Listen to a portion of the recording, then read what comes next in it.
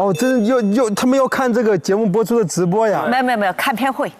啊，不是吧？我感觉他们说的是，就是此时此刻节目播出了，然后才揭晓他们的谁的片子被播了。对，最初的时候是这么讲的，晚上5点半吧，好像。哦，这样啊？哎，这么残酷哦。对，先不告诉他们播了谁的片子。好了，20秒。我又把跟直播一样紧张。哎呦我的妈呀！第一次看电视这么紧张。15秒。老师，你别报了，越报越紧张。不会就直接就出吧？我觉得不一定，有可能看完之后一个都不播。有可能等了1个小时，一个没有是吧？10、9、8、7、6、5、4。妈呀，给我们设计倒计时。哦，真是职业部啊！哎呀，这个片头，天哪！哎呦我的天！哇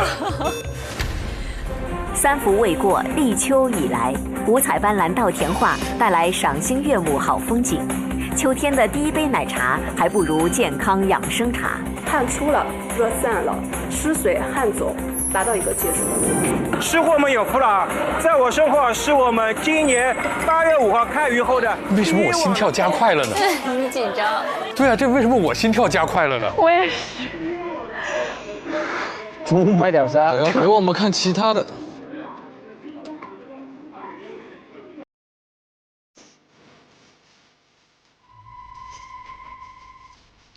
造谣海啸来袭，上海紧急转移30万居民。违法男子钟某已被依法行政拘留。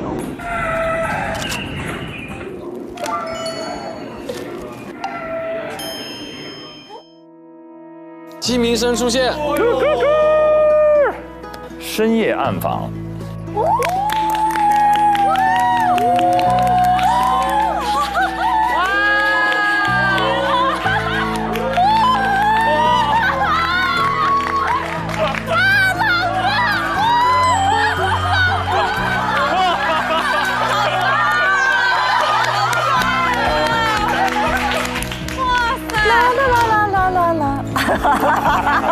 厉害厉害厉害厉害厉害！嗓子太棒了，发自内心的开心。好燃！帅呀！确实出来这个从专业度的标准要求来讲，完整性、画面的丰富性，包括它的烟火气，跟新闻坊的贴近性，我觉得都还是匹配的。最像样的一个。我也同意，李雨佳和冯程朗这一组。同意。醉吧！全票通过，太牛了！感觉我们要亮灯了。就进题要了！哇，开心！嗓子太棒了！哎呀，太激动了！进题要没有额外加分啊！但是进题要很厉害。对，进题要就是第1名，我们对，我感觉中了。下一个，都能进题要。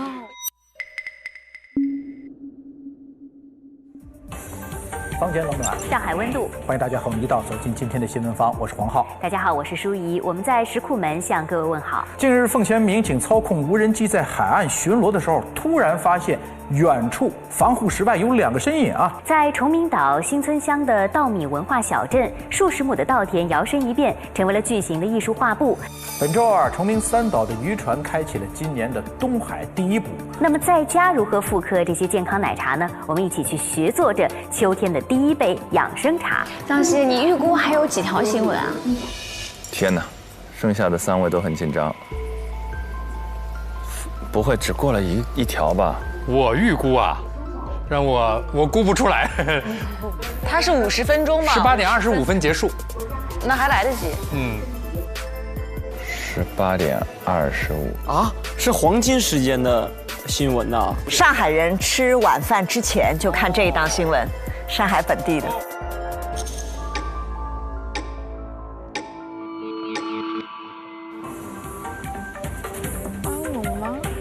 农业困难紧各港新闻坊来帮忙。2013年的时候啊，全国10个省份呢曾经发现131例人感染 H7N9。半夜鸡叫。终于，来了，终于叫了。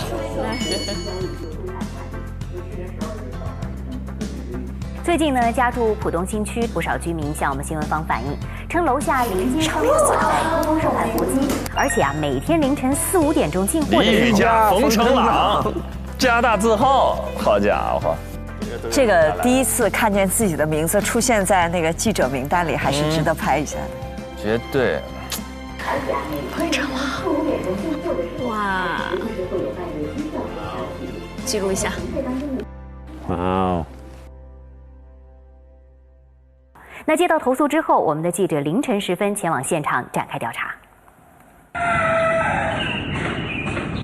这声划破夜空的长鸣是求助市民蒲女士近来最熟悉也最烦恼的声音，就是他们配的。对时间太尊重了。现在是凌晨的4点30分，我现在所在的位置是路的好。在我身旁的这辆3轮车正是爆料人所提供的声音来源地，而在这辆车5米的范围之内呢，我们就已经能够闻到特别重的鸡粪的味道。4点40分，海鲜店开门营业。5点22分，一名黑衣男子出现，将3轮车上的活鸡搬运至海鲜店隔壁一间空置的门面房内。5点48分，记者以顾客身份进入这间门面房，表示要买一只活鸡。这是你们从市场拿过来的吧？做小路生意没有市场的，都是偷偷摸摸卖的，拿批发一批的都有。这啥时候运过来的？我都跟你说了是早晨刚到的，你是要直接现给我们做吗？大家提交的新闻片，我们会选出2组送给新闻坊节目，可能2组都播，也可能只播1组。我们接到居民投诉举报说你这边有一个存在卖活禽的情况，是吧？我每天带几个，带几个？你是放在哪里卖啊？是？带我们看一下，现场带我们看一下好吧？进入现场后，我们依然能看到有鸡在笼子里。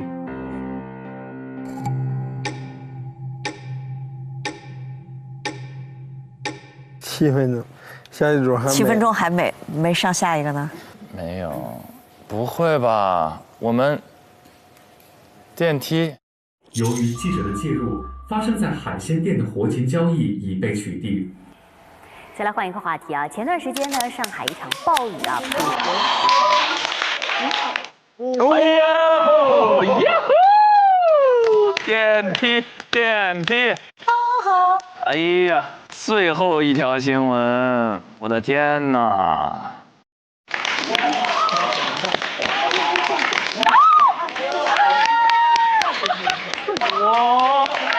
哇！电梯！惊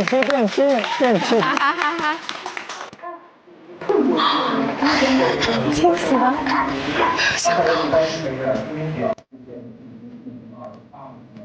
今天上午，记者赶到小区11号楼，1楼电梯口已经围满了居民。雨应该是从1楼下的，路是从1楼来。采访中，记者注意到楼栋内有很多老人频繁进出。我在医院里，他不放心，他要去看我去。2个电梯口。李卫，好严肃。哇，很严肃，好专业的样子。有点尴尬。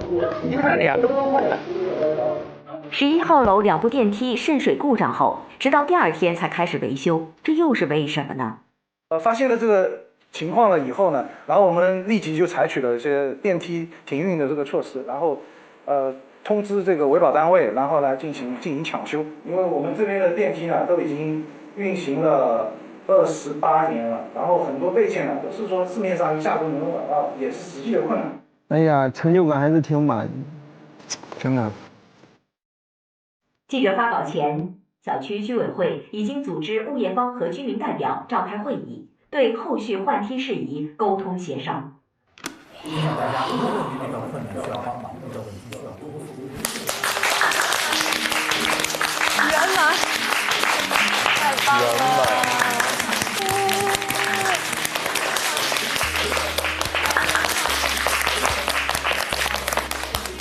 为大家感到开心。好了，送2条中2条，送2条命中率100%，太好了！恭喜！太好了，圆满！太好了，真棒哈！咱看着跟着看都高兴，跟着看都与有荣焉。祝贺这2条片子都顺利的播出了啊！虽然我们马跃龙老师和王国林老师不在这里，我觉得还是要特别感谢一下2位老师啊！马老师这2天全程陪同，大家的每一个片子几乎都操心。国林老师昨天也是下了班之后到这儿陪大家到后半夜3点钟左右，所以也要感谢2位老师。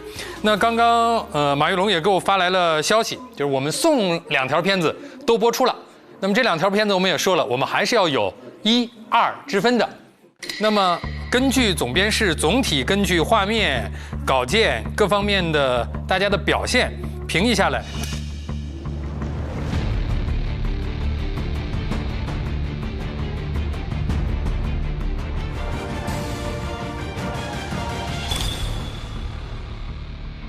我觉得这个时候他们分1、2的已经不重要了。对，那能上去就已经很。在活禽交易的法规中，他们的监管对象是市场主办方，而事件中的个体经营户并不属于市场的一部分。活禽这个片子，我觉得最大的2个亮点就是一个是蹲守确实是民生新闻记者最值得提倡的一个采访手段，这是最真实的东西。然后后面就虽然是第一次做吧，就工整完整度上来说，好像还确实还不错。尤其是他后面还提到了，就是不同的部门在监管之间会不会有缝隙？哎，对，这点其实也很意外。对，整体看来这个完整度还可以。啊，你再看看第2条。因为我们这边的电梯呢都已经运行了28年了，然后很多备件呢都是说市面上一下都能够找到。整体看下来啊，这个片子也算是一个完整的片子，但是完成度和整体的逻辑铺排肯定跟上一个片子还有点差距，因为他所谓的28年的这个老电梯，他是在物业的采访当中一晃说过去的。对，说实话，尤其是电视播出和视频播出本身就是一个线性的问题，如果你没有注意到，你就不会 get 到我这个片子讲的是一个高龄老旧电梯。对，他得考虑到受众的信息的接收还有抓取，你可以反复的强 Q 或者对反复的再交代。对啊，当然这是实习生记者，他可能确实没有办法会想到这么深。对于这个案例来说，也相对算是完整了。就是当然活禽的会比那个电梯的更好一些。那么根据总编室总体根据画面、稿件各方面的大家的表现评议下来，李雨佳和冯成朗组是第1。那么每人将会获得10分。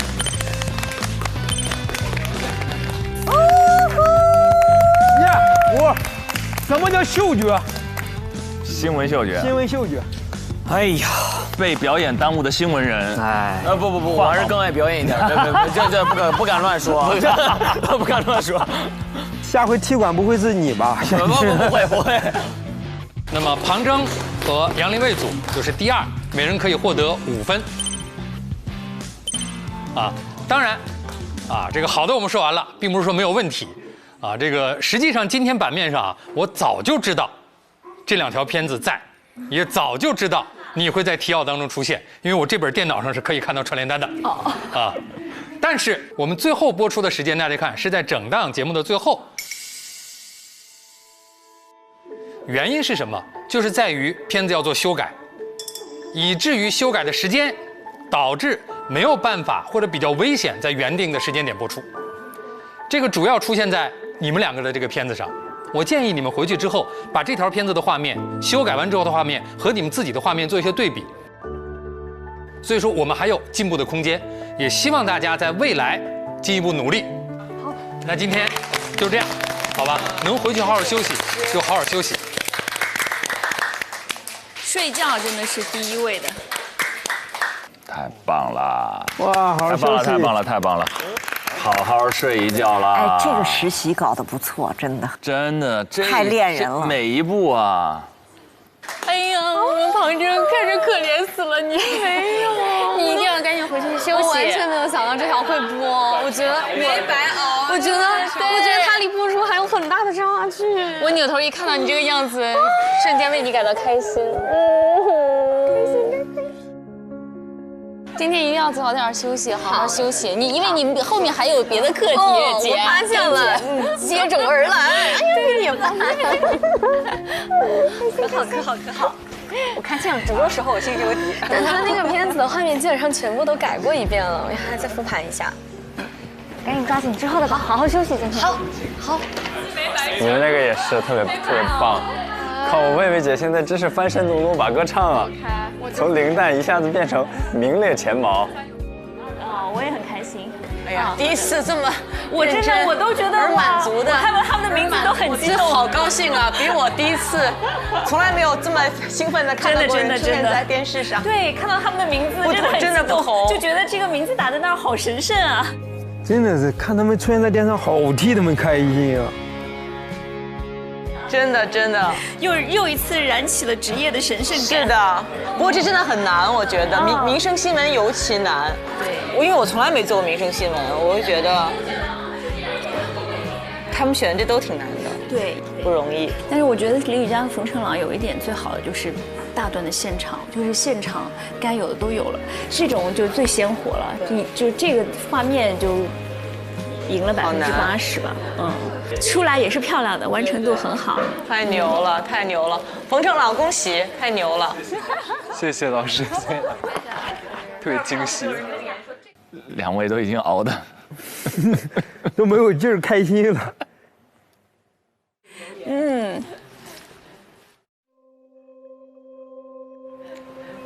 谢谢老师，谢谢老师。哎，我好为你们激动啊！我也激动。我全程录像了，我帮你们都录了。然后就是因为这个机位，为什么录？因为下面还有个镜子，所有人看的画面都在里面。哇，记录一下。哦，机位加镜子。就是其实他们不一定每天都有鸡，有这个可能性啊。但我们蹲还是得蹲的。快，吃点有饼。谢谢老师，真棒！哎呀，这心里还没底儿呢，反正至少成功了第一步了呀。对，大胆山，把这个前面的画面卡一点点。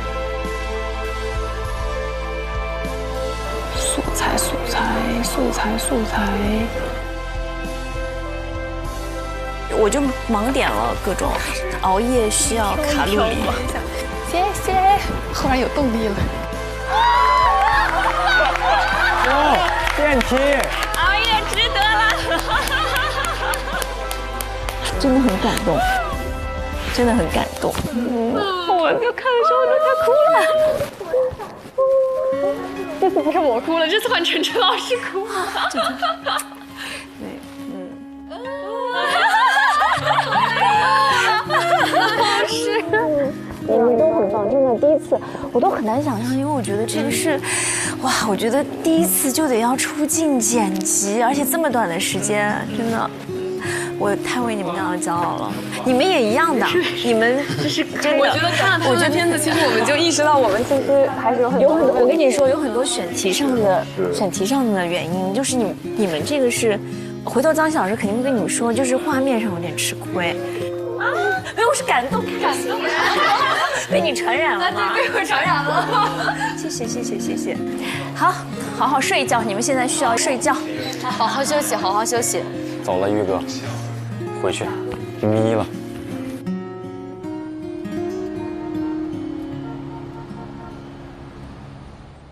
我们先把灯点了，对吧？对，先点灯，先把灯点了吧。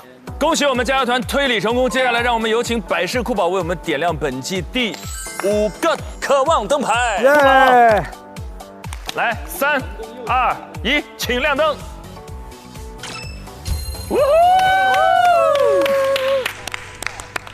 7盏，还剩最后2盏，太棒了！哎呦，这灯点完了，心里就踏实了。踏实了。行，你们聊着。